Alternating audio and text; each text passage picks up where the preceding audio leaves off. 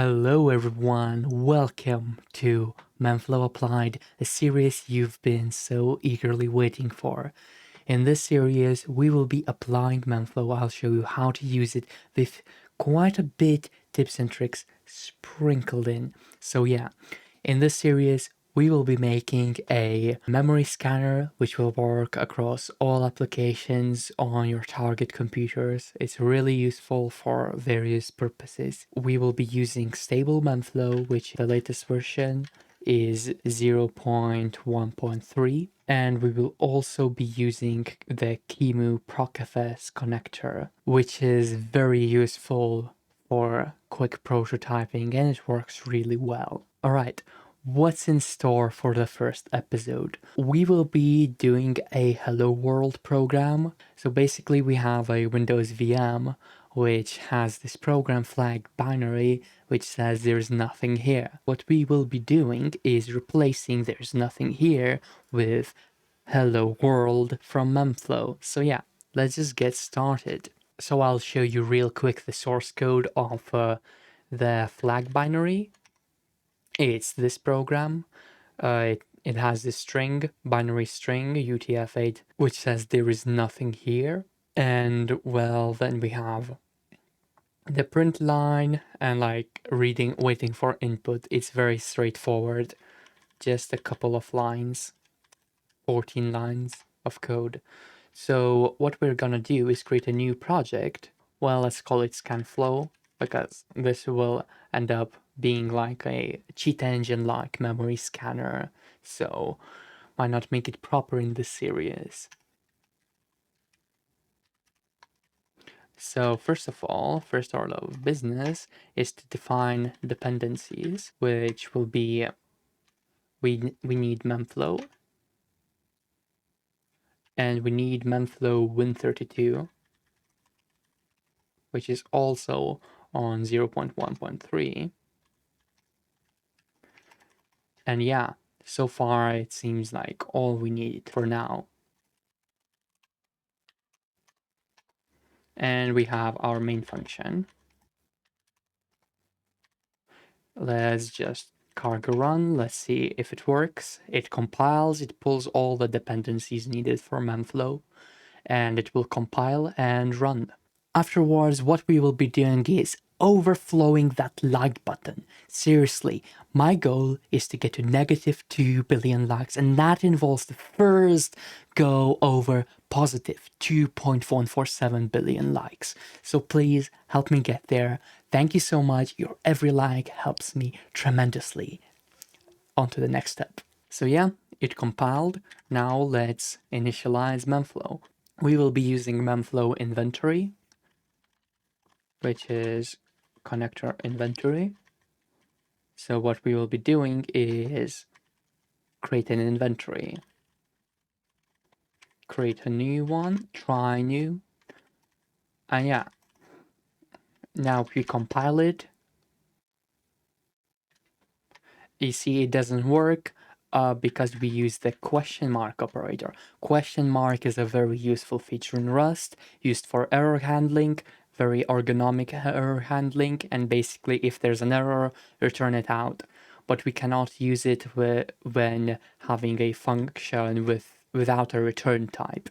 In this case, main doesn't have any return type. So we will be using an error type, which will be a memflow win32 error, because we will later be using memflow win32 functions and we want to be using the specific error type to win32, not to memflow. So we just use memflow win32 result, and we return result type. We don't return anything, so we just return an empty tuple. And at the end of main, we just need to return an OK value. And now when we run it, it compiles just fine and it runs. Actually, let's initialize logging so we know if there are any connector errors. We just find a quick way to initialize it in the documentation. We just use simple log terminal mode. Let's import all the dependencies, and when we have that, implement enable trace. So we just use the init function instead, and once that's done, as you can see, we have memflow scanning directories for various connectors, and it finds kvm, core dump, and QEMU procfs ones. So now the next step would be to create a connector itself, and that would be let. We will be creating a default version of QEMU procfs, and this is also a try function. And once we run it, you see we have an error which says you're unable to get QEMU memory maps, which is because QEMU procfs requires root access. We need to have a set of scripts which basically call the executables with root. It is as simple as looking up in the repository for the runner scripts. It is the .cargo file, cargo config. It is runner, and it is set permissions. And once we do that, we should be able to run it. It asks for root access to set permissions for the executable, and now we run without any errors whatsoever. And once we have that done, what we can now do is initialize Windows, which is rather straightforward. What you have to do is build the so-called kernel object, which describes Windows operating system. To do that, we need to import Win32 kernel. Once that's done, we need to create a mutable version of the kernel because we will use it later on. So it will be kernel builder. And we move the connector in. After this operation, the connector becomes unusable because we moved it over to kernel. We initialize default caches. I will talk about caches later on, but this is basically to speed up memory reads and address translations, which both increase performance significantly. And we just build using the question mark operator. And once that's being done, we just try again. A lot of stuff is being done. Currently, I'd say we're downloading the PDB file. Afterwards, we have the initialization done, which says sysproc dtb 1AA000. That means we have initialized properly. Let's change our log level to info because this is a bit too verbose. Here we go. We have all the information we need, which is like all of these. We found Windows 10. We found the kernel. We're now initialized. The next step we can do is to grab process info about the process and then create the process itself. So info is using kernel process info, which requires a executable name. We pass flagbin.exe. And if we have it correct, we should be able to print the process info. Here we go. We found flagbin.exe. We have all the information describing the process. Now what we can do is just create the process itself. And that would be, we create a mutable process because we use Win32 process diff kernel, and we need to pass the kernel object and the process info object. And we need to import Win32 process, which I believe is right here. once we have that, if there are no errors, there are errors. The process with kernel does not actually do anything, so it cannot fail. And once we're there, well, now we can read memory of the process itself. We need to get the module list of the process, so it will be modules equals process.module list, as simple as that. And what we do, pretty print the module list. Once we run, we have a list of modules that are in the process. And what we're interested in is flag binary itself, which is also a module, even though it's a executable, but they're the same thing to the operating system. So once we have that, what we do is just iterate the list. It will be modules into iterator and find, which will be, we search for a name which matches flag binary. It's okay, or we return an error. Just could not find the module and the question mark operator. For this, we will need to import the error type, which is Win32 error. Once you run, there are no errors. That means we found the module. And once we found the module, what we can do is print the base address and the size of the module, which I don't remember fully. Let's just pretty print the module. Alright, so what we will now do is actually read the memory. We will walk through every single byte within the process and find that particular string that we're looking for, which is, to remind you, there's nothing here. Let's actually define the strings. It will be target string. There is nothing here before exclamation marks, and then replace string. I will finish the name, but as you can see, it will be hello world from memflow. Right here, as you can see, this string is exact same length as the target. It could be shorter, but we chose to make it the same. And once that's done, we just need to find the target string. To do that, well, we need to read memory, which is a simple loop. So we use base equals, which is the base address, and then we just read till the size. So we just read from 0 to size.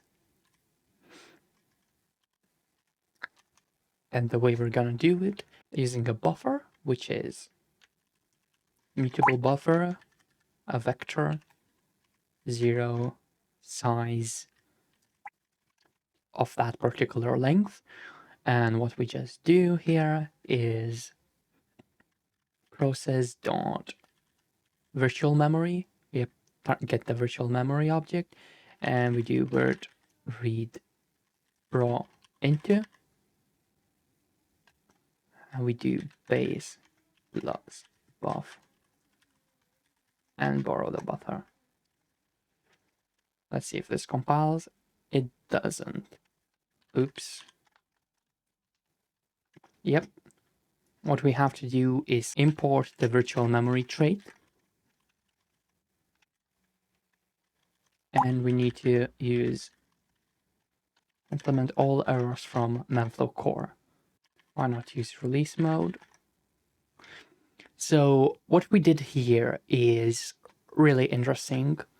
We created the for loop, which goes till the process module, the end of the process module. And what it does, it reads virtual memory and the address base offsetted by this offset. Basically read at every point of the module till to this particular buffer, which is sized the same as this.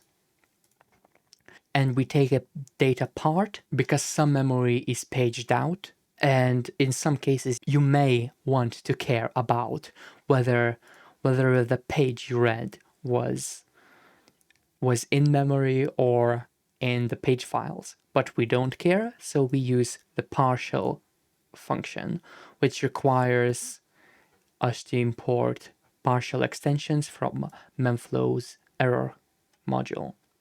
And we also need to import memflow virtual memory trade because it provides the virtual read function. There are various helpers for reading concrete types like integers and so on. It would just be a virt read, but we're reading into a buffer, so we use this raw function. One of the last things we need to do is just check if we find a match of that string. So that would be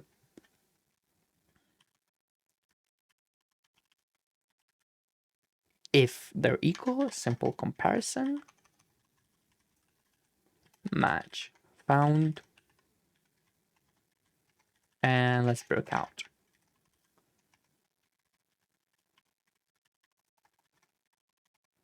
Here we go. We borrow buffer as slice, and here we go. We have a match. Let's actually check if we have multiple of them. We run. And actually, no, we don't have a second match. So we can just break out. And the last step will be, well, let's first print at where we found the match, which is base plus I. And we found the match at this particular address. Now what we can do, let's just check that everything's fine. It says there's nothing here. And our last step will be virt write raw and at the same address. And we just write the replacement string.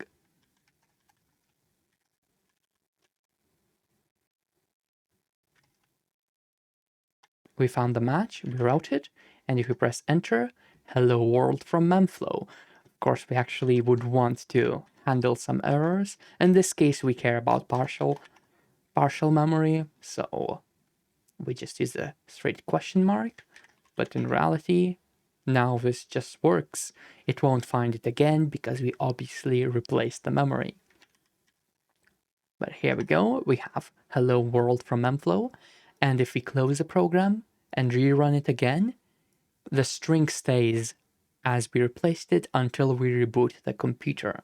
So yeah, this is it. In summary, what we did was create the connector inventory which finds the dynamic connectors to use for memflow, then create a QEMU procfs connector, which is very easy to play with.